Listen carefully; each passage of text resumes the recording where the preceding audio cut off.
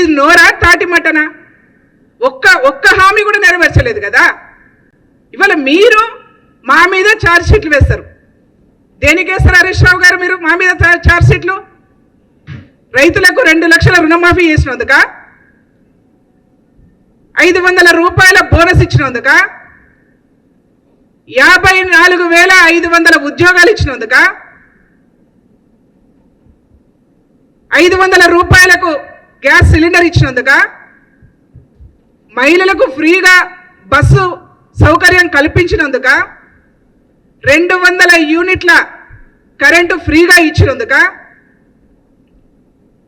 లేకపోతే skill university తీసుకొస్తున్నందుక, sports university తీసుకొస్తున్నందుక, ఇంటిగ్రేటెడ్ స్కూల్ తీసుకొస్తున్నందుక, దేనికోసమయ్యా నువ్వు మా మీద ఛార్జ్ షీట్లు వేసేది? మీ మీద వేసుకోండి. మీ పరిపాలన మీద ప్రజలు ఛార్జ్ షీట్ ప్రకటించిన ఆల్రెడీ, గుర్తుపెట్టుకోండి. అనేక రకాల దోపిడీలు కదా, 1 కాదు 2 కాదు, అనేక రకాల దోపిడీలు చేసేసి దాని నుంచి తప్పించుకునే ప్రయత్నం ఇవాళ చేస్తూ ఉంటే ప్రజలు అన్ని గమనిస్తూ ఉన్నారు, ప్రజలు చూస్తూ ఉన్నారు. మీరు ఎందుకు మాట్లాడతారు ఇట్లా? ప్రజలకు మీ మొహాలు చూసి చూసి చూసి విసుగొచ్చింది, అందుకే పక్కన పడేసారు. 10 సంవత్సరాలు మీకు అవకాశం ఇస్తే ఒక్క హామీ కూడా నెరవేర్చలేదు. మీరు మాటలు చెప్తూ పబ్బం గడుపుకున్నారు. మీరు ప్రజలు అసెంబ్లీలో పక్కకు పెట్టినారు మిమ్మల్ని, పార్లమెంట్లో గుండు సున్నా ఇచ్చినారు మీకు. ఇంకా ప్రజల ముందుకు వచ్చేసి పొద్దుగా లేసి రేవంత్ రెడ్డి గారి పరిపాలన మీద, కాంగ్రెస్ పార్టీ పరిపాలన మీద విమర్శలు చేస్తే అసలు పొద్దుగా లేసి టీవీలు చూడాలని ప్రజలు విసుక్కునే పరిస్థితి వస్తూ ఉన్నది. సిగ్గులేదా వీళ్ళకని చెప్పేసి మాట్లాడుకుంటా ఉన్నారు. ఎందుకయ్యా ఏం మొహం పెట్టుకొని ప్రజల ముందుకు వస్తూ ఉన్నారు? ఏం మొహం పెట్టుకొని టీవీలో ముందుకు వస్తూ ఉన్నారు? ఏం మొహం పెట్టుకొని వాళ్ళ కాంగ్రెస్ పార్టీ విమర్శలు చేస్తూ ఉన్నారు? తగ్గండి మీరు, 4 రోజులు తగ్గండి, 4 రోజులు కాముగా ఉండండి, మీ పని మీరు చేసుకోండి. తప్పైందని ఒప్పుకోండి, ముక్కు నేలకు రాయండి. తెలంగాణ రాష్ట్రంలో 10 సంవత్సరాలు అధికారం ఇస్తే ఏం చేయలేకపోయినాం, చాతగాని దద్దమ్మలం చవటలం అని చెప్పేసి చెంపలేసుకోండి. ఇదా మీరు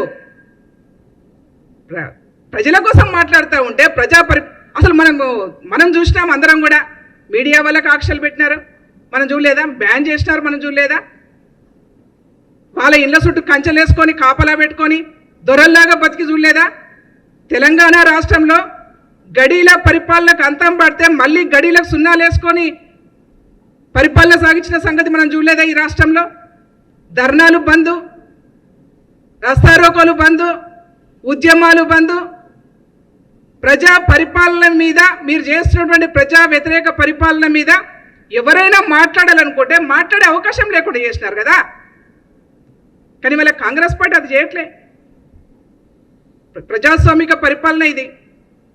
మీరు మాట్లాడుతూనే ఉన్నారు, ఇట్లనే అయిపోతుంది మీ పనిగా. పూర్తిగా ఫ్యూచర్లో కనుమరుగు చేస్తారు ప్రజలు.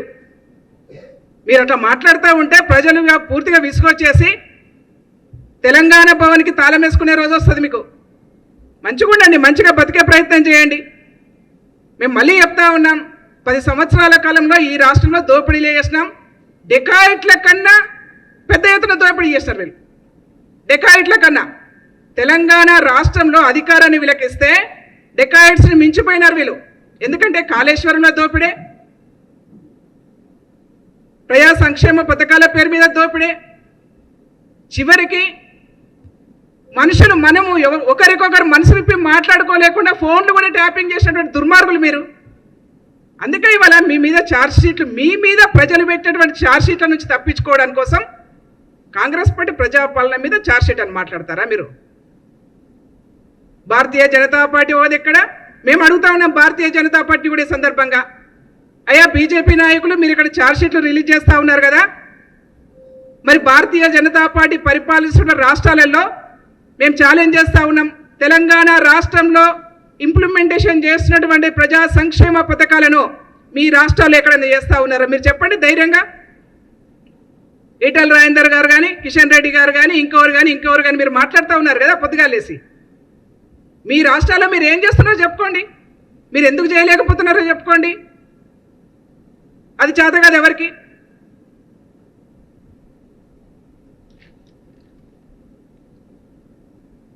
తెలంగాణ అంటేనే నీళ్లు నిధులు నియామకాలు మాట్లాడినరు. ఎక్కడ పోయినాయి అవన్నీ? ప్రజల కన్నీళ్లు మిగిల్చిరు మీరు. అదే ఇవాళ తెలంగాణ రాష్ట్రంలో మేము గర్వంగా చెప్పుకుంటా ఉన్నాం. రైతులకు 2 లక్షల రుణమాఫీ చేసినాం మేము. భారతదేశంలో ఏ రాష్ట్రంలో కూడా చేయనటువంటి గొప్ప పని రైతాంగం పట్ల చిత్తశుద్ధి ఉంది కాబట్టే 2 లక్షల రుణమాఫీ 21,000 కోట్ల రూపాయలు రైతులకు రుణమాఫీ చేసినాం. మీరు చెప్తున్నారు పొద్దుగా లేస్తే అయిపోయింది రేవంత్ రెడ్డి గారు అన్ని అప్పులు చేస్తారని. 52,000 కోట్ల రూపాయలు అప్పు చేస్తే 64,000 కోట్ల రూపాయలు సంక్షేమ పథకాలకు కేటాయించినాం. మీరు వస్తారా? చర్చకు సిద్ధమా? 10 సంవత్సరాల మీ పాపాల పరిపాలనకు 1 సంవత్సరం కాంగ్రెస్ పార్టీ అభివృద్ధి పరిపాలన మీద చర్చ చేయడానికి మేము సిద్ధంగా ఉన్నాం. మీరు వస్తారా చెప్పండి. ఇకనైనా అబద్ధాలు చెప్పడం మానుకోవాలి. నేను హరీష్ రావు గారికి ఒక వెల్విషర్గా చెప్తా ఉన్నాను. మేము కూడా ఉద్యమంలో పనిచేసినాం, టీఆర్ఎస్ ఫౌండర్గా పనిచేసినాం, తెలంగాణ జెండాలు పట్టుకున్నాం, రస్తారోకోలు చేసినాం, ధర్నాలు చేసినాం, తన్నులు తిన్నాం, అరెస్టులైనాం. నేను హరీష్ రావు గారికి చెప్తా ఉన్నాను, ఇవాళ తెలంగాణ రాష్ట్ర భవన్లో మీ తెలంగాణ భవన్లో ఎంతమంది ఉద్యమకారులు ఉన్నారో ఒకసారి మీరు వెనక్కి తిరిగి చూసుకోండి. తెలంగాణ రాష్ట్రంలో ఉద్యమాలు చేస్తున్నటువంటి వాళ్ళ మీద కర్రలు పట్టుకొని అదరగొట్టి బెదరగొట్టినటువంటి వాళ్ళు వాళ్ళని మీ వెనక నిలబడ్డారు. ఉద్యమాలు చేసినటువంటి వాళ్ళు ఎవరు కూడా లేరు. అందుకే హరీష్ రావు గారు కూడా నేను ఒక సూచన చేస్తా ఉన్నాను. 4 రోజులలో నీ పరిస్థితి కూడా గదే అవుతుంది ఆ భవన్ నుంచి. జాగ్రత్తగా ఉండు హరీష్ రావు. మళ్ళీ ఏ పాటలకైనా నీకు రావడానికి కొంత స్కోప్ కావాలి. అనవసరంగా ఇష్టం వచ్చిన మాట్లాడే పరిస్థితి తీసుకొచ్చుకోకండి. ఇక తిట్ల కార్యక్రమం గురించి కేసీఆర్ తిట్టిన తిట్లు ఈ రాష్ట్రంలో ఎవరు తిట్లే. కర్త కర్మ క్రియ ఏదైనా ఉండండి కేసీఆర్ గారే ఈ రాష్ట్రంలో. మాటలు మార్చేదానికి ఎవరైనా ఉండంటే దానికి ఆస్కార్ అవార్డు కేసీఆర్కే ఇవ్వాలి. ఇందాక చెప్పినట్టుగానే ఎప్పుడు ఏం మాట్లాడతాడో కేసీఆర్కే తెలియదు. చంద్రబాబు నాయుడు తిట్టిండు, సోనియా గాంధీని తిట్టిండు, నరేంద్ర మోడీని తిట్టిండు, మళ్ళీ పొగిడిన చరిత్ర కూడా ఆయనకే ఉంది. ఏదైనా నువ్వే చేయగలుగుతావు, ఏదానికైనా నువ్వే ఆద్యుడివి, దానిలో ఏం తేడా లేదు. మనం చూడలేదా ఈ రాష్ట్రంలో రోజా విషయంలో? సరే సందర్భం కాబట్టి చెప్తా ఉన్నాను.